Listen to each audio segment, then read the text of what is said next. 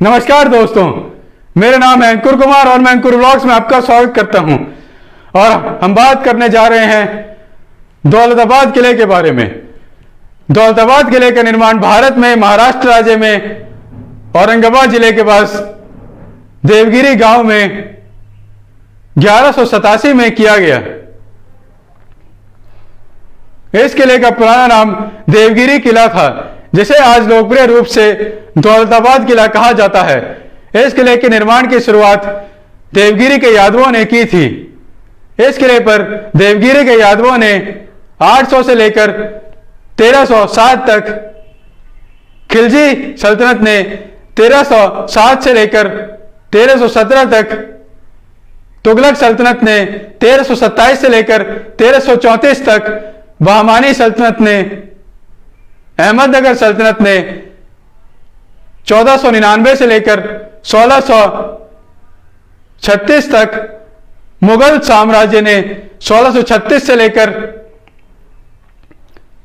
1707 तक, मराठा साम्राज्य ने 1707 से लेकर 1818 तक, द अंग्रेजी ईस्ट इंडिया कंपनी ने 1818 से लेकर 1857 तक, द ब्रिटिश राज ने 1858 से लेकर 1947 तक, भारतीय डोमेन में 1947 से लेकर 1950 तक। यह किला 1950 से भारतीय गणराज्य के संरक्षण में है।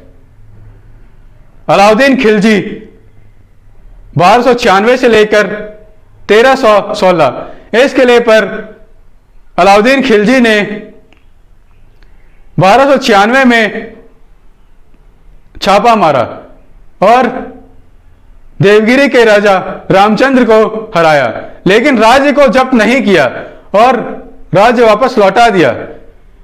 पर बदले में उन्होंने सालाना फिरौती की मांग की।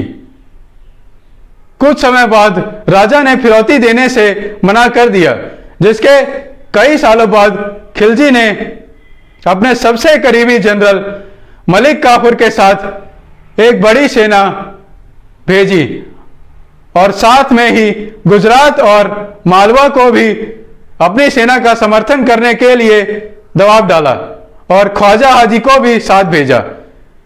बहुत बड़ी सेना ने देवगिरी पर आक्रमण किया।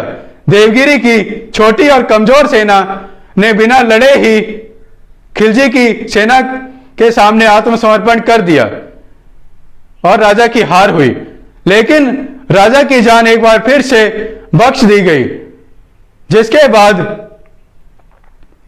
राजा के सामने यह शर्त रखी गई कि राजा को खिलजी के समर्थकों का हर समय जरूरत पड़ने पर मदद करने के लिए तैयार रहना होगा, जब भी उन्हें राजा की जरूरत हो।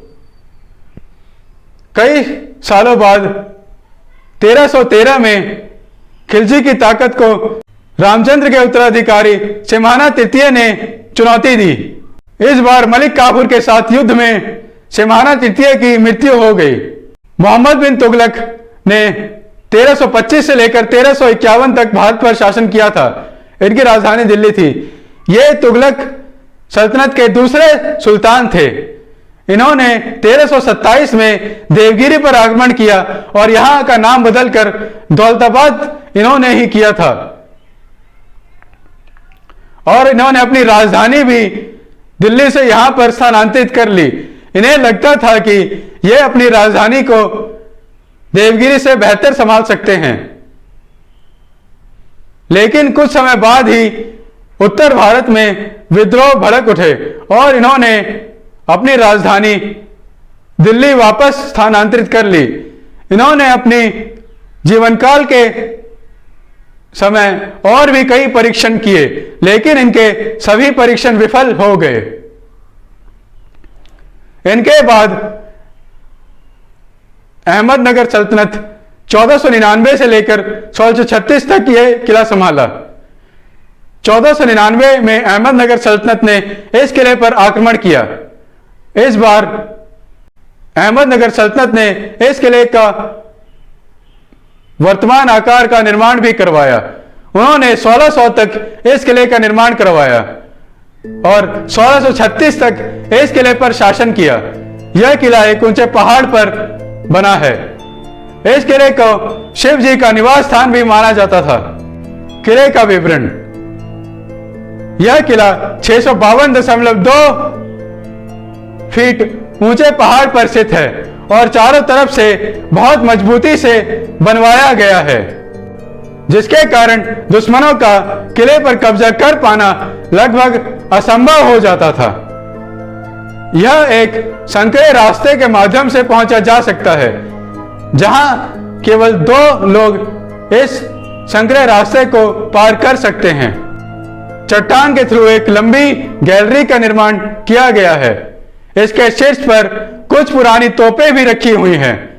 ये तोपें आज सुनसान है और जंग खाई हुई हैं। इसमें एक पुरानी गुफा भी है, जो कि दुश्मन सेना को भ्रमित करने के लिए बनवाई गई थी, और इसमें एक प्रवेश और निकास द्वार ही है। यह भी दुश्मन सेना को भ्रमित करने के लिए बनाई गई थी। जैसे ही दुश्मन सेना निकास मार्ग ढूंढता था, तो यह उनका मार्ग रोक देता था। इस किले को सुरक्षित रखने के लिए इसके दरवाजे पर लोहे के स्पाइक्स भी लगाए गए हैं।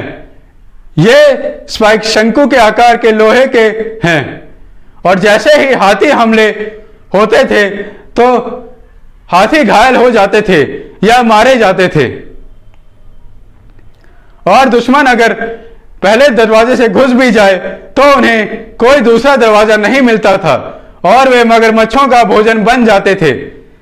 यह जिस पहाड़ पर बना है, वह कछुए के खाल के आकार का है, और यह बहुत ही पुराना किला है, जो कि 100 ईसा पूर्व में बनवाया गया था। इस किले में अजंता और एलोरा के मंदिर भी हैं। चांद मीनार। इस किले का नजदीकी आकर्षण चांद मीनार है। इसकी हाइट 210 फीट है और ये ग्राउंड से 70 फीट ऊंचाई पर बनाया गया है। इसका निर्माण हसन गंगू बहमानी, एक बहमानी सुल्तान ने 1347 से लेकर 1358 तक करवाया। इसकी ये कुतुब मीनार की नकल करके बनवाया गया था, और इसके निर्माण पर्शियन वास्तुकला में करवाया गया है। इसके निर्माण में लाल रंग, गेरू और लापिस लजूली का इस्तेमाल किया गया है। इसके शीर्ष पर से एक नाबालिग ने आत्महत्या भी किया है। चीनी महल। चीनी महल एक आकर्षक महल है। इसका निर्माण बादशाह औरंगजेब ने करवाया था। बादशाह औरंगजेब ने अब्दुल हसन कुतुब शाह को यहां पे पकड़ के बंद कर दिया था।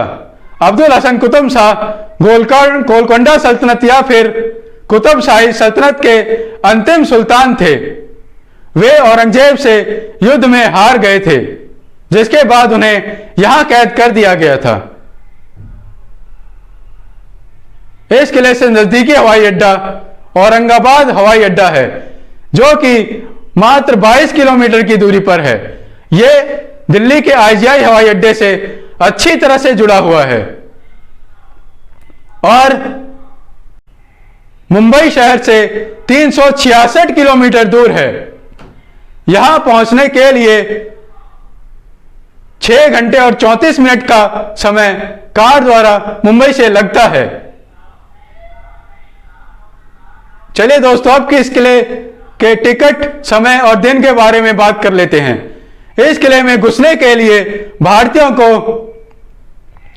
10 रुपए, वहीं विदेशियों को 100 रुपये का भुगतान करना पड़ता है, और यह सुबह 9 बजे से लेकर शाम 7 बजे तक खुला रहता है, और यह सप्ताह के 7 दिन खुला रहता है। हाँ तो दोस्तों, आपको आज का वीडियो कैसा लगा हमें नीचे कमेंट्स में जरूर बताएं। और अगर आपको आज का वीडियो अच्छा लगा हो तो प्लीज इस वीडियो को लाइक, शेयर और सब्सक्राइब जरूर करें। और हाँ, नोटिफिकेशन बेल भी जरूर दबा दें ताकि आपको आगे आने वाले वीडियो के अपडेट्स ऐसे ही मिलते रहें। धन्यवाद। अपना ख्याल रखें।